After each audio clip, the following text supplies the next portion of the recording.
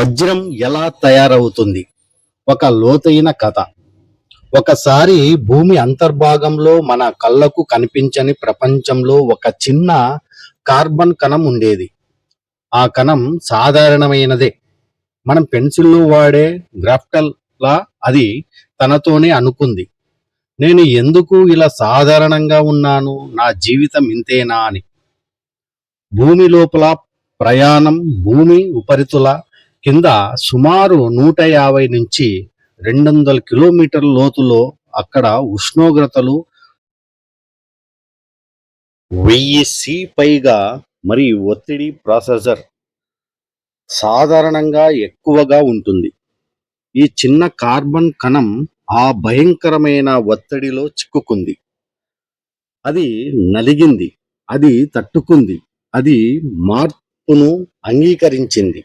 సంవత్సరాలు కాదు, కోట్ల సంవత్సరాలు గడిచాయి.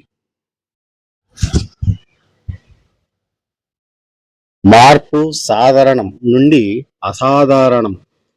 ఆ ఒత్తిడి, వేడి కలిసి ఆ కార్బన్ నిర్మాణాన్ని మార్చాయి. అప్పుడు ఏమైంది? అది క్రమంగా వజ్రంగా మారింది. బలమైన నిర్మాణం, పారదర్శక మెరుపు, అత్యంత కఠిన పదార్థం. ఇప్పుడు అది ప్రపంచంలో అత్యంత విలువైన రత్నంగా మారింది. భూమి పైకి ఎలా వస్తుంది? ఇక్కడే అసలు ట్విస్ట్ ఉంది. వజ్రం ఎప్పటికీ భూమి లోపలే. అగ్నిపర్వతం విస్ఫోటం జరిగింది. ఆ విస్ఫోటనం ద్వారా వజ్రాలు ఉన్న రాళ్ళు భూమిపైకి వచ్చాయి. అవి మామూలు రాళ్ళు కాదు, కింబర్లైట్ రాక్స్ భూమిపైకి వచ్చాయి. అలా వజ్రం మన ప్రపంచానికి చేరింది. మనం వజ్రాన్ని ఎలా కనుగొంటాం?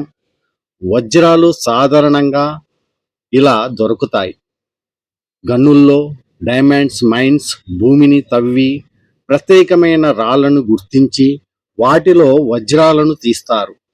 నదులలో పాత అగ్నిపర్వతాల నుంచి వజ్రాలు బయటికి వచ్చి నదులలో చేరి అక్కడ దొరుకుతాయి. టెక్నాలజీ సహాయంతో జియోలాజికల్ సర్వేలు, ఉపగ్రహ డేటా, మ్యాగ్నెటిక్ స్కానింగ్. ఈ కథ కేవలం వజ్రం గురించి కాదు, మన జీవితానికి కూడా పెద్ద మెసేజ్ ఉంది. ఒత్తిడి లేకుండా వజ్రం తయారు అవ్వదు. కష్టాలు లేకుండా మనిషి మెరుగుపడడు. సమయం, సహనం, విలువ. నువ్వు ఇప్పుడు ఎదుర్కొంటున్న ఒత్తిడి నిన్ను ఒక వజ్రంలా తయారు చేస్తుంది. వజ్రం వెనుక దాగి ఉన్న భయంకరమైన నిజం.